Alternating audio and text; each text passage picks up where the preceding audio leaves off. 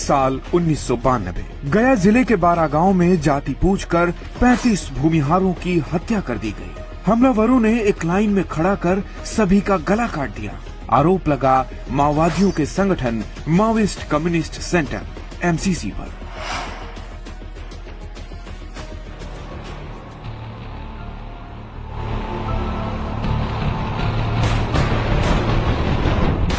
वो 90 के दशक की शुरुआत थी। बिहार में जाति के नाम पर सेनाएं बन चुकी थीं और जातीय हिंसा का दौर शुरू हो चुका था।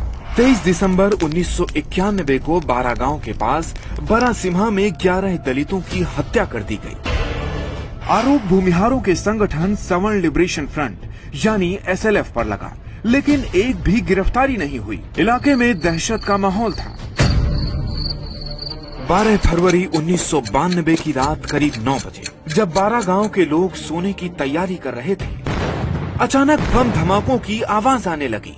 कुछ लोगों ने दरवाजा खोला तो करीब 500 लोगों की भीड़ हथियार लिए गांव की तरफ बढ़ रही थी। MCC जिंदाबाद जिंदाबाद जिंदाबाद, लाल सलाम लाल सलाम। तभी 40-45 साल का MCC कमांडर किरानी यादव सिर पर गमछा बांधते हुए जोर से चीखा, सबकी जाति पूछकर मारना, अपनी जाति के लोग नहीं मारे जाने चाहिए, और हाँ, महिलाओं और बच्चों को छोड़ देना। करीब 300 लोगों की आबादी वाले बारा गांव में 50 घर थे, जिनमें 40 भूमिहारों, 6 ब्राह्मणों और बाकी दूसरे जातियों के थे। ज्यादातर जमीनें भूमिहारों के पास थी। किरानी यादव के कहने पर हमलावर घरों के दरवाजे तोड़ने लगे। वो दरवाजे ना खुले, उन्हें डायनामाइट से उड़ा दो। इतने पर भी लोग घर से बाहर नहीं निकले तो किरानी फिर चीखा, एक काम करो, मिट्टी का तेल डालो और घरों में आग लगा दो। आग लगते ही चारों तरफ अफरा तफरी मच गई। बचाओ, भागो भागो। तभी किरानी यादव ने मेगाफोन से बोलना शुरू किया, हम तुम्हें मारने नहीं आए हैं, हमें सिर्फ रामाधार सिंह और हरिद्वार सिंह चाहिए, दोनों को हमारे हवाले कर दो। रामाधार सिंह भूमिहारों की निजी सेना SLF यानी सवर्ण लिबरेशन फ्रंट का कमांडर था। रामाधार बरासिम्हा नरसंहार में भी शामिल था और खुलेआम कहता था कि उसने 100 नक्सलियों की हत्या की है। हरिद्वार रामाधार का साथी था। जब MCC के लोगों को इन दोनों का कोई पता नहीं चला तो उन्होंने गांव के करीब 100 लोगों के हाथ पैर बांधे और नहर किनारे ले गए और सभी को लाइन में खड़ा कर दिया। तभी एक हमलावर बोला, क्या कोई ऐसा भी है जो भूमिहार नहीं है? 3 भूमिहारों ने खुद को ब्राह्मण बताया, इसलिए हमलावरों ने उन्हें तुरंत छोड़ दिया। एक असली ब्राह्मण और 2 दलित भी छोड़ दिए गए। तभी सुरेश सिंह नाम के एक शख्स ने कहा, मैं भूमिहार हूँ लेकिन MCC का समर्थक हूँ, मेरी विचारधारा कम्युनिस्ट है। लेकिन नक्सलियों ने उसे नहीं छोड़ा। हमलावर अभी रामाधार के बारे में पूछ रहे थे, तभी किरानी बोला, इन हरा का गला काट दो, इनमें कोई तो रामाधार होगा। करीब आधे घंटे में 50-55 लोगों पर कुल्हाड़ियों से हमले किए। जिन बेसुध शरीरों में हरकत दिखी उन्हें गोली मार दी।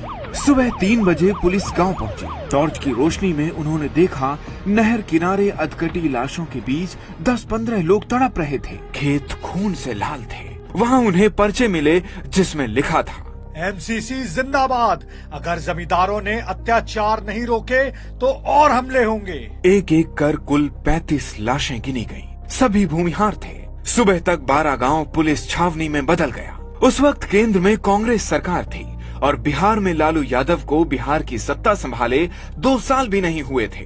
दोपहर तक मुख्यमंत्री लालू यादव DGP AK चौधरी के साथ गांव पहुंचे। गांव अब भी जल रहा था। भीड़ नारे लगाने लगी, लालू यादव मुर्दाबाद मुर्दाबाद मुर्दाबाद, वापस जाओ, लालू यादव वापस जाओ। महिलाओं ने लाठियां उठा ली, मर्दों ने पत्थर फेंकने शुरू कर दिए।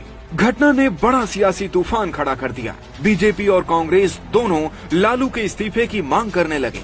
पूर्व मुख्यमंत्री जगन्नाथ मिश्र ने सनसनीखेज आरोप लगाए। हमले से पहले पुलिस ने गांव से हथियार जब्त किए और पास की चौकी हटा दी। ये किसी बड़ी साजिश का हिस्सा था। हालांकि प्रशासन ने ये आरोप खारिज कर दिए। बारा गांव हमले के बाद FIR में पहले 36 नाम आए, बाद में 100 से ज्यादा, लेकिन ट्रायल 13 पर चला और 7 को फांसी की सजा हुई। लेकिन 2013 में 3 की फांसी उम्र कैद में बदली और 1 बरी हो गया। 2015 में नरसंहार के मुख्य आरोपी किरानी यादव को गिरफ्तार किया गया, जो 1992 से ही फरार चल रहा था।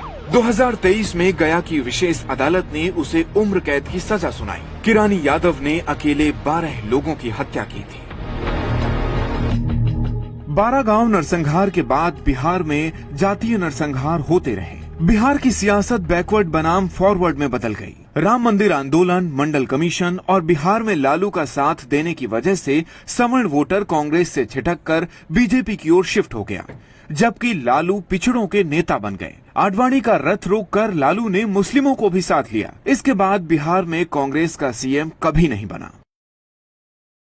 ये कहानी police chargesheet, court judgment, media reports और किताबों के हवाले से है। अगले एपिसोड में कहानी बथानी टोला नरसंहार की, जहां दिन दहाड़े 21 दलित मुस्लिमों का हुआ नरसंहार।